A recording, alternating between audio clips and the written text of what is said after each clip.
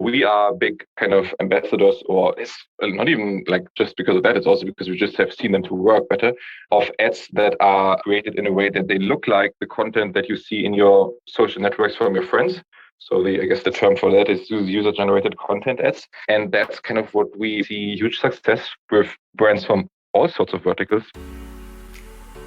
Welcome to Mobile Growth and Pancakes, a podcast by Storemaven. We break down how and why mobile apps grow. In each episode, we invite a mobile growth expert onto the show to break down a specific mobile growth strategy, how it worked, why it worked, and what they would do differently. I'm your host, Esther Schatz. Hey everybody, and welcome to another episode of Mobile Growth and Pancakes. I'm your host, Jonathan Fishman, and I'm really excited to be here today with Christian Eckhardt, who's the CEO of Customlytics. How are you doing, Christian? Hey, Jonathan. Thanks a lot for having me. I'm doing well. How are you?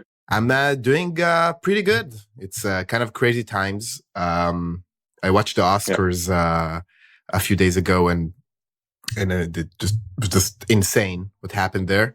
And now both and Will Smith actually published an apology these days, so it's kind of nuts. Did he? I didn't see that. He didn't seem too apologetic at the show, I guess.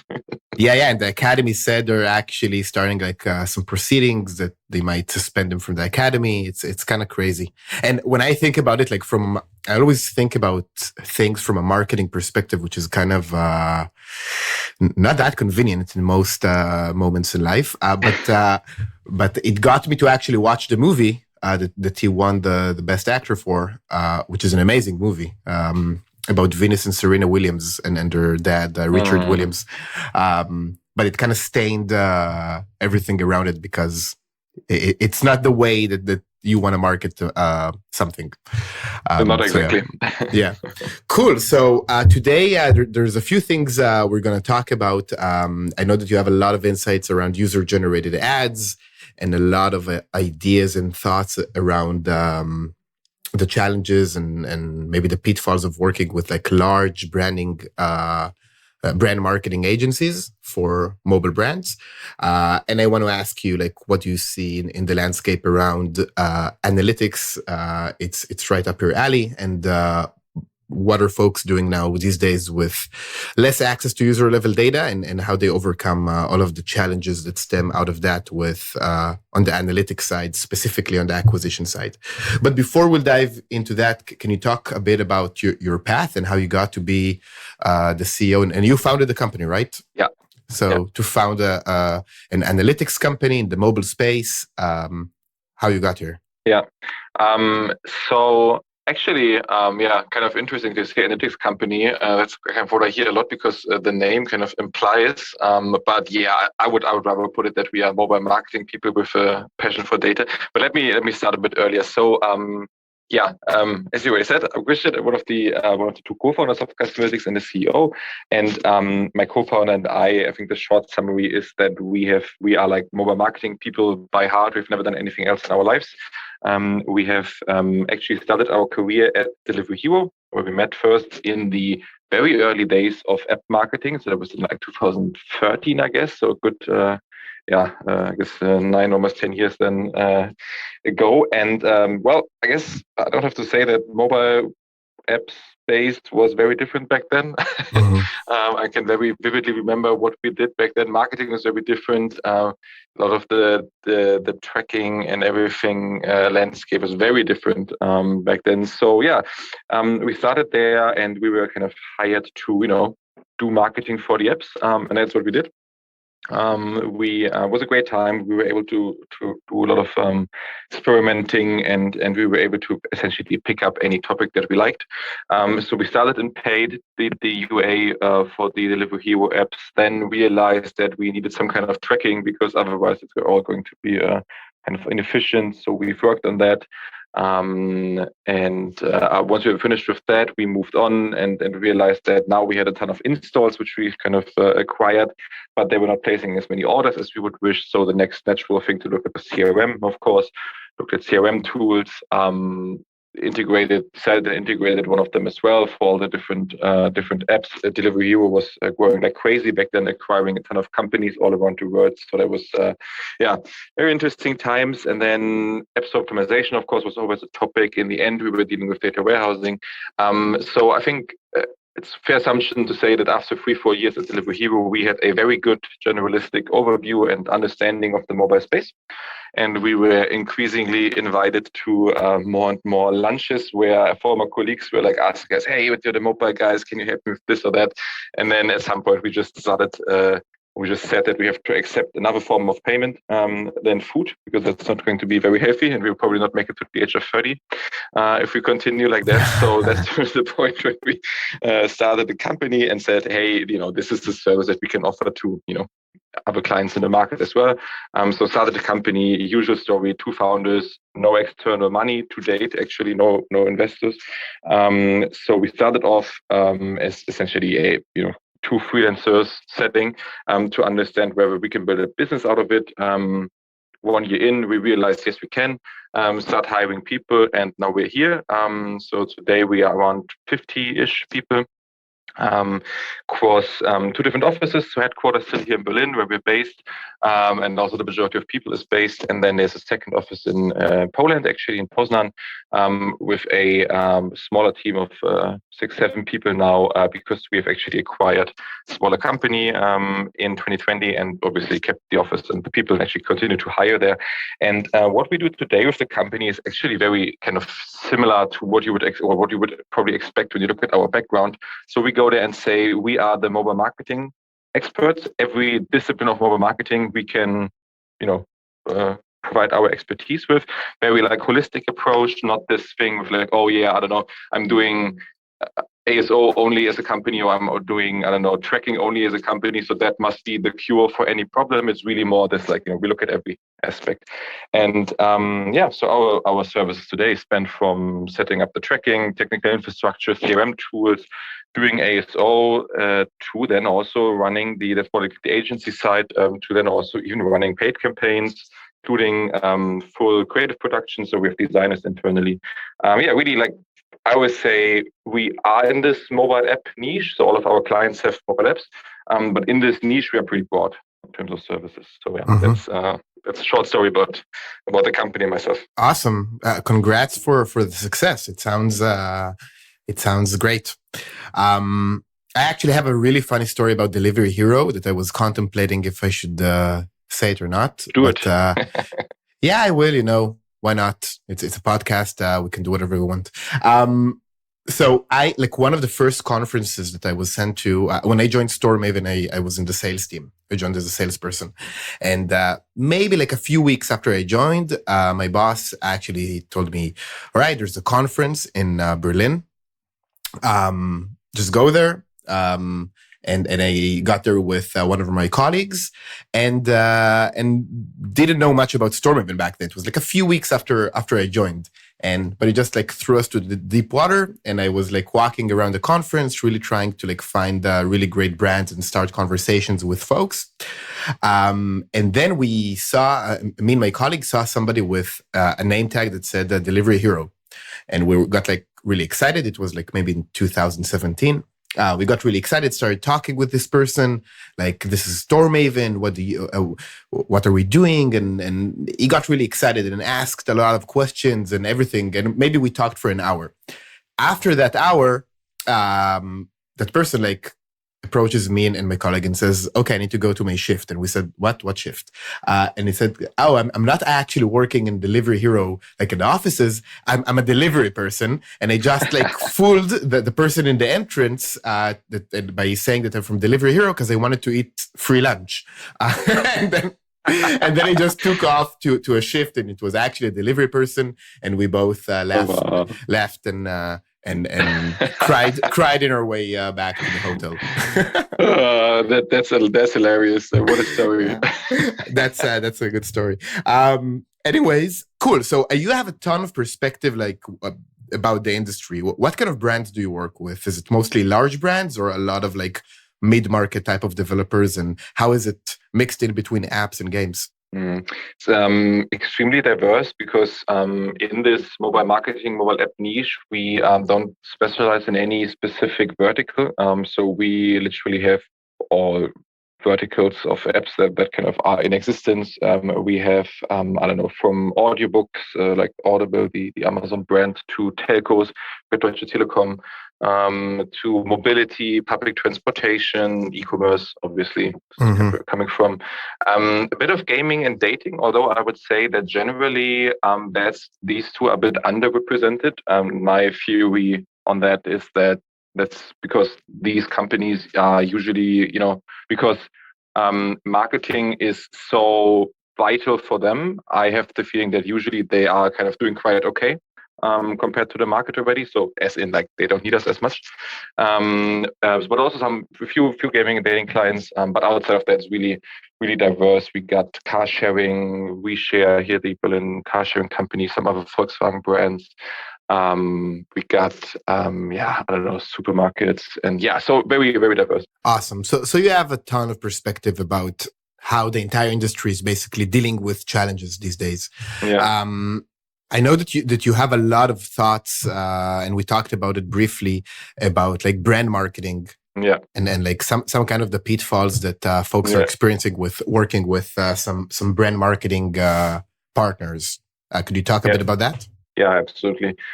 So yes, we do have quite a strong, I mean, maybe for context. So we ourselves, we have a handful of designers, like 5, and we do kind of, they design mobile ads all day long. So I think we have a good understanding of what works on the platforms and what doesn't. And yes, we do have a strong opinion on the let's say the creatives and the output that we usually see with big kind of brand agency productions, big ad productions. And I think like the short summary of that is that so over time, especially in mobile marketing, the placements and the environments where the ads are displayed have changed drastically. So these days, paid social is kind of the biggest thing in mobile advertising, meaning that all the ads run in some kind of social network. I mean, of course, there's also search and there's other display channels and stuff, but usually, like, that's the biggest. This is where most people spend their time. But the ads haven't changed. So the agencies and companies also are still producing ads that are exactly like they were back in the days when you were producing them for, I don't know, TV, outdoor, you name it. And that's kind of a big clash, I would say. And how would such an ad would look like? How would you define these ads from the old world? From the old world, well, the biggest tell is always that you can easily see that it's an ad, like, high quality production. I don't know, happy people on the beach using whatever product, like very like this kind very of stereotype. Yeah, exactly, very polished, stereotypical things. I don't know. When I think about ads like this, I always think about car brands, like car manufacturers, and then how they do their ads. So yeah, this kind of ads where everyone can see at first glance that this is an ad. And now, in the previous marketing world, this was kind of fine or okay, because also everybody got used to it, that you see stuff like this in the newspaper, on TV and stuff. But now the placements have changed, and where you run your ads have changed, because now it's mobile, and on mobile, like I said, biggest amount of time is spent on social networks, and the content that is in these apps like Facebook, Instagram, Snapchat, TikTok, where we run ads for our clients, the content that you see there is very different, because now all of a sudden it's content from your friends and whoever's in your social network. And these ads are like so that these traditional ads are so out of touch with that world, so kind of not fitting that it's like, it's funny, actually. So and the other problem is that they're also pretty expensive. So we are big kind of ambassadors, or it's not even like just because of that, it's also because we just have seen them to work better, of ads that are created in a way that they look like the content that you see in your social networks from your friends. So I guess the term for that is user-generated content ads. And that's kind of where we see huge success with, well, brands from all sorts of verticals, really. And it's not just that the ads work better, they're also much cheaper to produce because, you produce them how you would also produce your average Instagram post, your average Facebook post, whatever, which is, you don't need a high production studio. You don't need, a ton of models and everything. And, they're cheaper, they work better. So it's really this scenario of we are asking ourselves, why, would anybody even still stick to like this? Yeah. Do you think it works across games and apps, brands, big brands? Let's take, I don't know, a travel app, one of the Expedias of the world. Would you think it would work for them, or it's mostly for smaller brands or game companies? For games, it's pretty, well known. It's been used extensively, at least by the good studios and the good marketing teams. Yeah, exactly. But does it work for everybody? I mean, we have yet, we have yet to have tested this on all verticals, but at least for everything that we've done so far, which is at least public transport, mobility, e-commerce, travel, and a few others, it definitely has. And then of course there's gaming, where you said it's kind of established even. So I would say yes, and because also it's not some magical thing where nobody knows why this is the case. It's not some phenomenon. It's actually pretty easy to explain why they work better. And the explanation is, I kind of already hinted before, the explanation is that user-generated content ads just fit the content that you see in these kind of social network apps, or in your social networks, and the high quality production whatever brand agency ads do not, and that's kind of the reason. And what I always find also a rather interesting aspect to that is also how this is everything I said until now is kind of top level generic kind of statement to the advertising industry. But if you look a bit closer, what you actually also see is that there are even nuances to that, which means that even in the user-generated content ads that you do, you should still pay attention to the actual channel where you want to run them in the end, because there are differences in what we would produce for TikTok versus, Facebook, Instagram, let's say. So that's kind of an important part. And I think people are also a bit missing out on that, because what I see quite often is that they have, even if they have some kind of okay, good ads, then they have, their usual banner size, and then they go with the same banners on all platforms. So that's kind of, it's another, I guess. Yeah, I actually think that part of the reason of why it works is, as you said, it's a match it's a channel match, basically.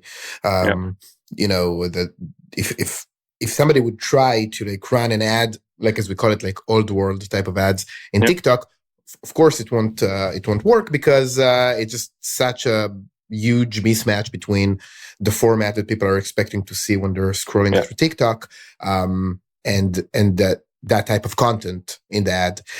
But another thing is, I think that, and it's just strengthening from year to year, people just are less believing of marketing and advertisement in general, and it's a trend. It's not a new trend. It's been going for decades. But it's basically these days, and it's kind of accelerating. People just don't believe what they see, and actually seeing something that is not polished, in the rough, it actually looks authentic.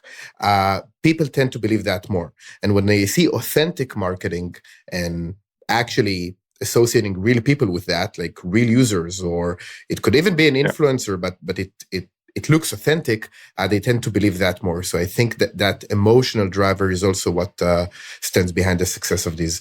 Even and it's true for all sorts of marketing, even in B2B marketing. If in the past, what would work, 20 years ago, would be a white paper with really polished case studies of 70 pages of what exactly was done, and everything was in a really cool PDF or booklet or something.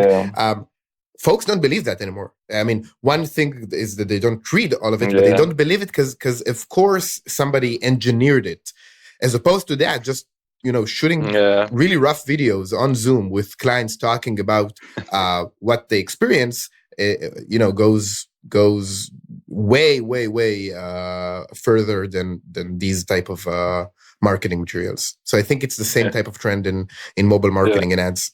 Yeah, like 100%. That's actually the funny part. It's even those, like, let's continue to call them old school kind of brand ads. It's not even good for the brand anymore, because it's like, as you said, it will not, with users these days on the channels where they spend their time. And by the way, this is where you have to be with your ads, because otherwise there's no point. It doesn't feel authentic to them. It doesn't feel like it doesn't feel like a brand that they can relate to. Like, it's even, that's the funny thing. It's even, because that's the usual blame for performance marketing in general, or also for user generated content ads. The usual blame is that, oh yeah, but it doesn't fit our brand. Well, actually, your old school ads, they harm your brand, because nobody will relate to the models on the beach using your product. Like. For sure. It's kind of funny. Can you give our listeners like an example of how, let's say somebody is working in a marketing team or a UA team in a mobile app or game, but they don't currently have a lot of user-generated content. Didn't put the investment up until now, and they're thinking about how to start producing this type of ads. How would that work? Do you have like examples of how that process should work? Yeah, absolutely. So the generic but very valid answer to that is that you have, like, the easiest thing to do is to just show real humans, aka not some models on the beach, real humans using the product. This is what it's all about. Show real humans using the product. This is how we always go about it, especially at the beginning, when you are not in this phase yet where you then start to test and iterate and you have different concepts that you try. But in the very beginning, when you don't know where to start, just start with actual human beings that are relatable for the audience, and they look like, normal people that everybody knows. And show them how to use the product. This is how we always go about it. There's a great blog article and case study that we did with Reshare, the car sharing from Volkswagen here in Berlin. And if you look at these ads, I will share the link and we can probably put it in the notes.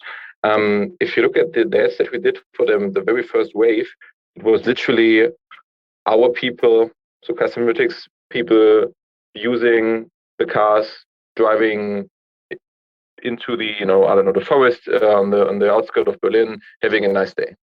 Like, this is it. This is like, you don't have to be like a brand marketing genius to come up with this concept. For sure. Cool. That's really insightful. And I want to move a bit into analytics, and I know that you've been dealing with all pillars of mobile marketing. Yeah. One thing that a lot of people are working on these days in terms of challenges is how to deal with the loss of user level data on the acquisition side in iOS, and expected loss of user level data in Google. And actually Google and Android just recently announced their own initiative called the Privacy Sandbox, where they, in my view, take a bit of a more aggressive even approach than Apple, just in the sense of how they would eliminate fingerprinting. Like, under Google's initiative, fingerprinting can't even exist from day one, because SDKs would operate in a completely different runtime environment, which wouldn't, but in simple words, it won't give these SDKs even access to read the parameters they need for fingerprinting, which means on Google, even fingerprinting won't be available as it is on iOS until Apple does something about it. So, what do you see, like, with teams, specifically UA teams, and measuring these campaigns? What are some tips that you can give our listeners from that? So first of all, unfortunately, what you're describing is a real trend. So we are like 100% sure that we have we have passed peak, performance marketing peak measurability. This is like I don't know, 2-3 years ago. And then all this GDPR stuff happened, especially in Europe. And then Apple has realized that data privacy is a great marketing topic. So we definitely have passed the time when we had the best options, best possibilities to measure stuff in digital marketing. Now, what we saw companies doing, and what we also obviously kind of were doing in the beginning, in the early days of all of that, was of course the intuitive thing, which is shift your budgets to Android. Now, as you said, that's soon going to not be an option anymore. Yeah, that's such a short-term. It was such a short-term play. Like it not only because it was obvious that Google would follow the same path, even though they made it very clear it's going to take them about 2 years to implement it in full. Just because most of the revenues are and will always be in the iOS ecosystem. 75% of the revenues in the mobile market, because it's a different audience. And in terms of what we think, what this will do to the advertising industry is, well, I think the obvious result. So performance marketing, which found its kind of, I mean, the reason why it exists and the reason why it rised over time was because you all of a sudden you had measurability on a device level basis, and you could actually tell how efficient your marketing is. So that's on the decline. And if this whole measurability aspect of performance marketing is kind of going away, so all the channels that you were mainly, I think games are a prime example of that. Gaming has always been highly dependent on paid UA, naturally, and they are in big trouble. So if the measurability aspect goes away from all your digital paid stuff or performance paid stuff, well, then you have to resort to other options. And what we think will happen over time is that channels will have a second spring that have historically never had proper tracking, but now it doesn't matter anymore because no channel has proper tracking anymore.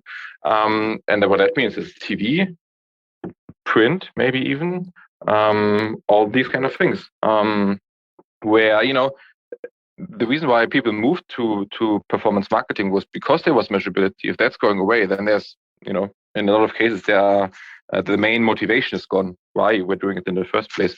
So yeah, I think there will be a return of these channels, and then in terms of tracking, there will be a a trend to find workarounds. Of course, we're also working on that with some clients to, well, I would call it first-party tracking, which is, I know a couple of even e-commerce brands, companies, some of them we work with, that are resorting to voucher codes as their tracking. So tracking is gone. They start again with voucher codes, that they have different voucher codes per different channels, so that they know, and essentially the assumption is, every first order is happening with a small voucher, and we don't care because it's kind of, in the financial model. But at least then I know from which channel they were coming because I can tell from the voucher code they're using. Nice. There you are. And that's and there's a handful of other things that people start doing or that we are trying to do now. But yeah, we have to prepare for it. It's shifting to Android was a very short-term kind of, and I mean, it's fine. I understand that, we had a good 2 years doing that, but yeah. Yeah, I think that I'm just like a lot of thoughts are running in my head around the implementation of that for games. Basically, would it work if, let's say, an ad would say, I don't know, put in this code and get 1 million coins for free, or 10 coins, doesn't matter. And then you'd be able to track it. But it's actually very smart. Like, I like the creativity that's happening now, which actually drives everybody to be more simple, like to think about it more simple, like basically using voucher codes or just any kind of promotional code.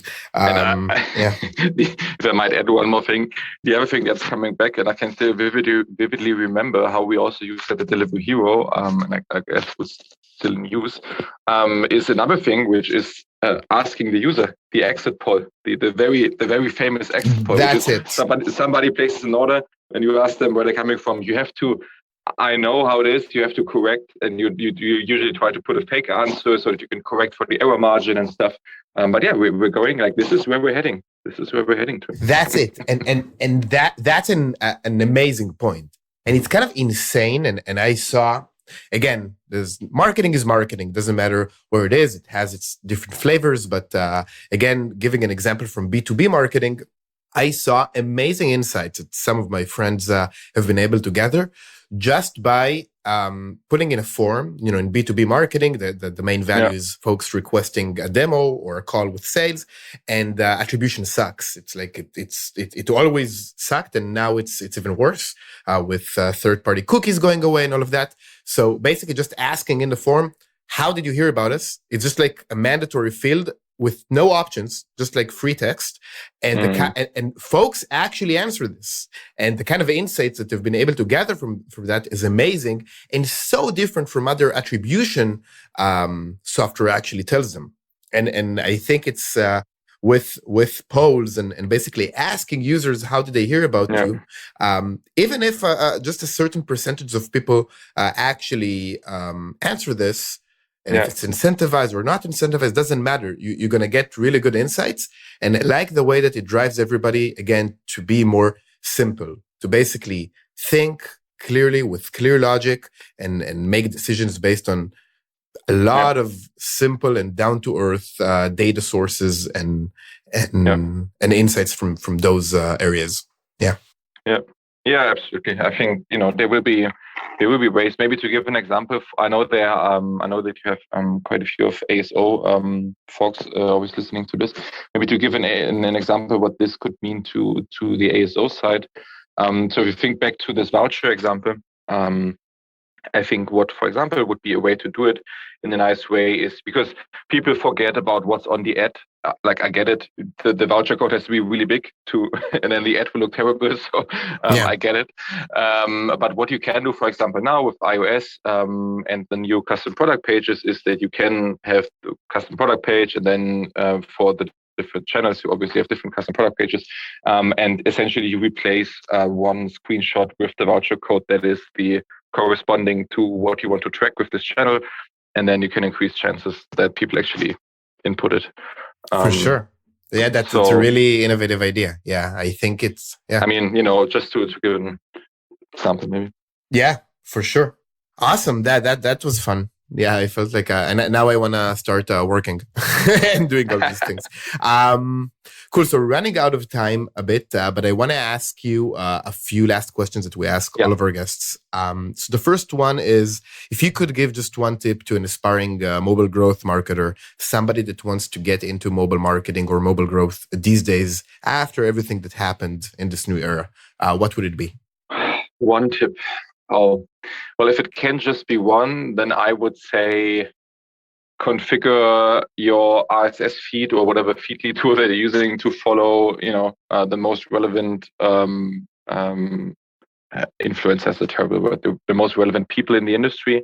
I don't know, Eric Seufert, Thomas Petit, the usual ones. Make sure you have them on Twitter, because if there's new stuff coming out, then they will usually have it first. I think if you're just starting off and you want to get an overview, then what I can recommend, shameless plug, is a framework that we came up with. Actually, it's called the Marketing Master Map. It's a big, you can get it as a PDF, you can even get a printed one, and there's some videos where I explain all areas of digital, especially mobile marketing these days, and I talk about what kind of marketing you should be doing in the different steps of the user funnel, from awareness to loyalty and propagation, so people actually even recommending your product.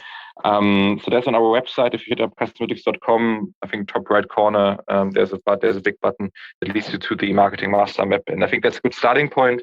And also on our website you will find more stuff. We actually wrote a nice little book a few months ago, so you can also check that out. That's called the Mobile Developer Guide to the Galaxy. It's also linked on our website. Cool. So yeah, I think a couple of resources there, and outside of that, make sure you follow the most up-to-date people on the social channels. Nice. Great tip. And I wanted to ask you about content recommendation, but that was great. And I love the name of that book. Pretty great. And almost lastly, because we're in mobile growth and pancakes, what is your favorite flavor of pancake? Yeah. So actually, unfortunately, here in Germany, pancakes in general, not as popular as they would deserve to be. I would say outside of the usual maple, I would probably say something with raspberry, but that's just because I like raspberry a lot. So raspberries pancake. Cool. Mm-hmm. Awesome. And lastly, where can people find you if they want to reach out, talk about marketing, working with you folks, or just chatting about raspberries? So I guess you can always find me on LinkedIn, just Christian Eckhardt, and I will be there. And if you want to get in touch, then just hit up our website, Customlytics.com. And yeah, there will be plenty of conversion elements for you to send us a mail. If you want to send me a mail directly, that's just Christian@Customlytics.com. And I will also happily take on any questions about pancake recipes. Awesome. And in the episode description, you can find all these links. Cool. So thank you very much. I really enjoyed the conversation. And I'll talk to you soon. Am I going to see you in Berlin in the ASO conference in a couple of months? There's an ASO conference, yeah. Let's see. If not, then we can definitely meet up around that. Awesome. For sure. I would love to. Cool. So talk to you soon. Thank you for doing this. Thank you. Thanks for having me. Bye-bye. And that was Mobile Growth and Pancakes. To find out more about Storemaven and how we can improve App Store performance, visit storemaven.com. And then make sure to search for Mobile Growth and Pancakes in Apple Podcasts, Spotify, and Google Podcasts, or anywhere else podcasts are found, and click subscribe so you don't miss any future episodes. On behalf of the team here at Storemaven, thanks for listening.